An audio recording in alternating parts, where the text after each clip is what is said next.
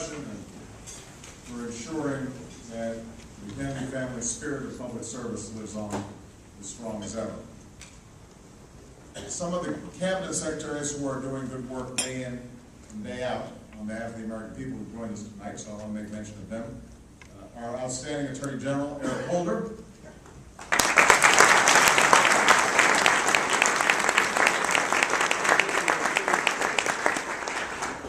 Our Secretary of Labor, Hilda Solis, who's doing wonderful work.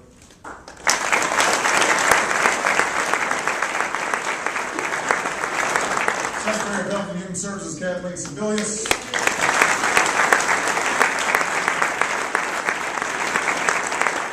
And Secretary of Homeland Security, Janet Napolitano.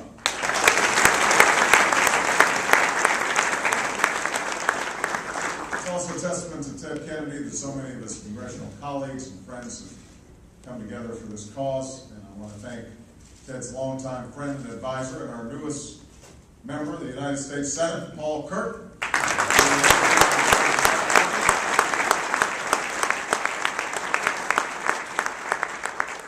Paul, I hope you remember to add your name to the drawer of the desk to which two Kennedys from Massachusetts carved theirs before you.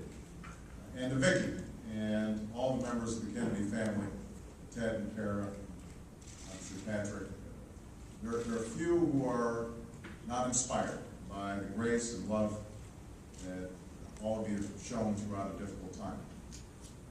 You know, our friend Ted left us less than 2 months ago. In the days that followed, we gathered in Boston to celebrate his life. With a joyous Irish wake of sorts at the John F. Kennedy Library and with heavy hearts on Mission Hill.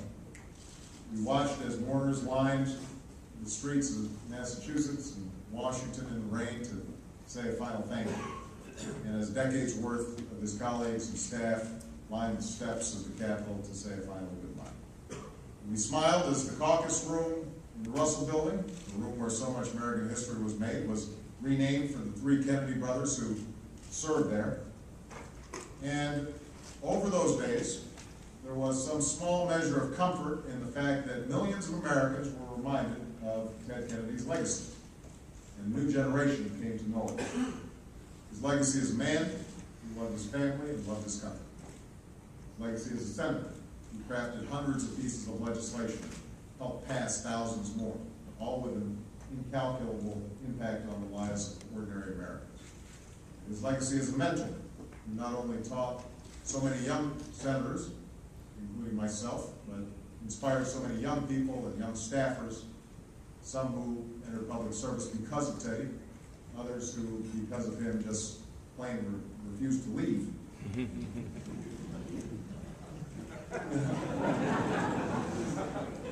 Tonight, thanks to the efforts of each and every one of you, we're here to consider another legacy, one not yet written, of a man who loved the history and vibrancy of a uniquely American institution and was absolutely determined to keep it alive in our time. There is no greater tribute we could offer him than to make the Edward M. Kennedy Institute for the United States Senate a reality. When Teddy first arrived in the United States Senate, he immersed himself in the issues of the day and the concerns of folks back home, but he also threw himself into the history of the chamber. He studied its philosophical underpinnings. He studied its giants and their careers, the times that influenced its members, and how its members influenced the times. He became fluent in procedure and protocol, no matter how obscure, until he could master the Senate as easily as he mastered the oceans. No one made the Senate come alive like he did. He loved its history and its place in our American story. Rarely was he more animated than when he'd lead you through the living museums that were his office, his hideaway office in the Capitol. And they held memories that stood still, even as he refused to. And he could and he would tell you everything there was to know about each artifact, each object that you were seeing. Any of us who've had the privilege to serve in that institution know that it's impossible not to share Teddy's feeling for the history that swirls around us. It's a place where you instinctively pull yourself a little straighter, commit yourself to acting a little nobler. I still remember the first time I pulled open the drawer of my desk and saw the names like Taft and Baker, Simon, Wellstone, and Robert F. Kennedy. I thought of the great battles they'd waged and how they still echo through the Senate chambers. One can't enter the chamber without thinking of the momentous debates that have occurred within its walls. Questions of war and peace, the tangled bargain between North and South, federal and state, the origins of slavery and prejudice, and the unfinished battles for civil rights and equality and opportunity. It was where Americans of great eloquence deliberated and discussed the great issues of the age, where Webster, Clay, and Calhoun fought and forged a compromise, where LBJ stalked the aisle, imposing his will and collecting votes, and where Ted Kennedy raged at injustice like a force of nature, even after a staffer would hand him a note saying, "Sir, you're shouting."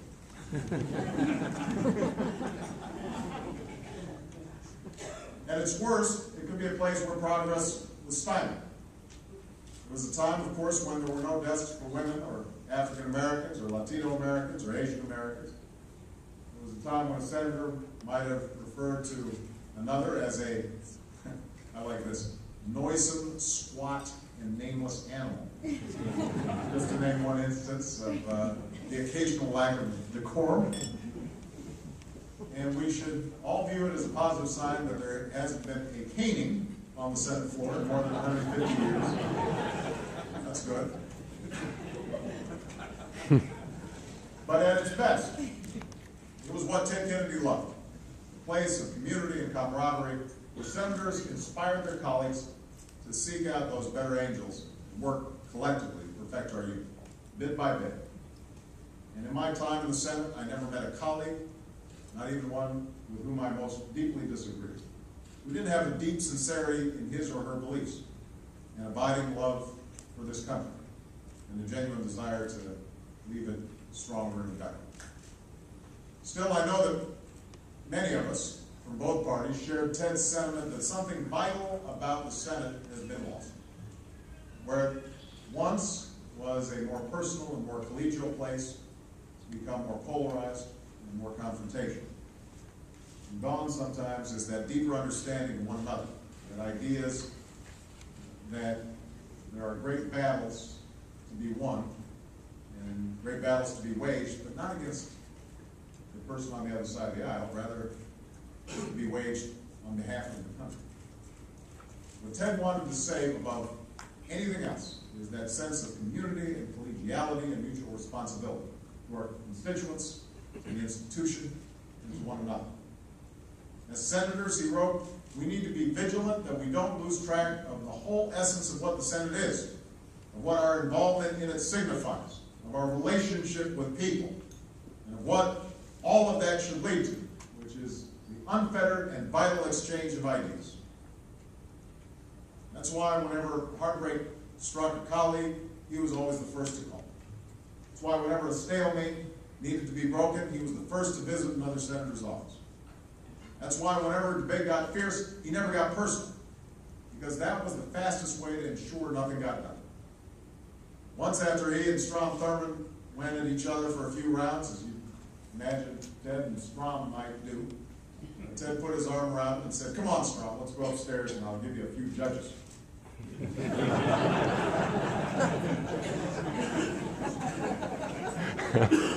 thing is, even though he never technically ran the Senate, it often felt like Teddy did. It was his arena. That's why if you came to the Senate hoping to be a great senator someday, he was who you went to see first. I know that's who I went to see first. Because rather than lord over it, Teddy sought to mentor others to better navigate. Rather than to go it alone, he sought cooperation. He never hesitated to seek credit. Rather than abandon course when political winds got rough, he always followed his North Star. The cause of a society that is more fair, more decent, and more just. And through all of it, the seriousness, the purpose was rivaled only by his humility, his warmth, his good cheer, his sense of humor. That is who Ted Kennedy was.